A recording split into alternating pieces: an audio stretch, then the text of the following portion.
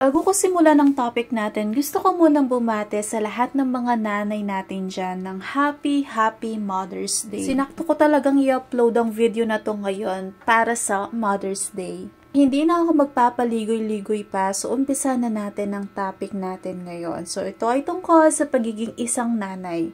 Ano-ano nga ba yung mga hamon at oportunidad ng isang nanay? Simulan natin sa mga hamon ng pagiging isang nanay. Ano-ano nga ba yung mga challenges na nararanasan ng mga nanay natin? So, isa-isay natin. Una dyan ay ang pagbabalanse ng oras. Kapag nanay ka na, napakahirap pagsabayin ng mga responsibilidad sa bahay, trabaho, at personal na pangangailangan. Don't get me wrong mga miha, working mom man o hindi, madaming ginagawa ang isang nanay. Kaya hindi dapat natin ginajudge ang mga full-time mom natin kasi everyday may ginagawa ang mga yan. Nagwawalis, naglilinis, naghuhugas ng pinggan, so on and so forth. Tapos, wala silang sahod. At the same time, wala silang day off. Ang pangalawang hamon ay ang pagpapasensya at emotional na katatagan.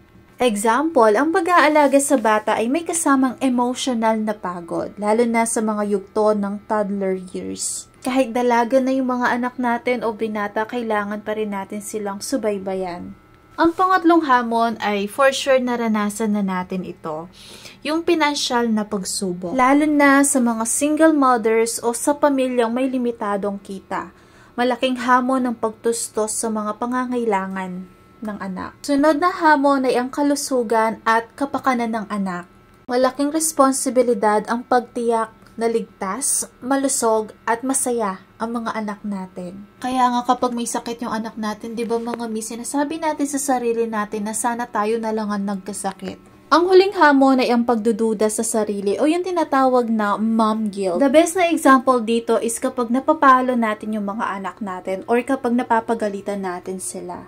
Minsan dala ng pagod kaya nagagawa natin yon. Pero yung iba, yun yung way nila para madisiplina yung anak nila. In my case, nararanasan ko yung guilt na yan bago ako matulog. Kasi titingin muna ako sa anak ko, yayakapin ko siya. Tapos may iyak na lang ako kasi nga, nagawa ko yun, nasigawan ko siya. Dako naman tayo sa mga oportunidad ng pagiging isang nanay.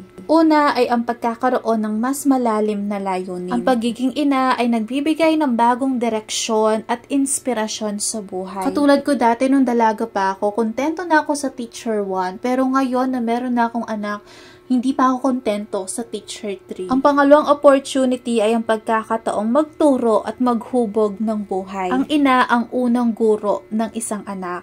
So may natatanging oportunidad siyang humubog ng mabuting mamamayan. Next natin ay magkakaroon ng malawak na kakayahan ng isang ina. It means natututo ang mga ina ng time management, emotional intelligence, at decision-making skills. At ang pinakahuli ay ang pagkakaroon ng personal na paglago. Mas magiging matured ka kasi kapag isa ka ng nanay. Gusto ng mga nanay na lumago para may bigay nila yung best nila sa kanilang mga anak.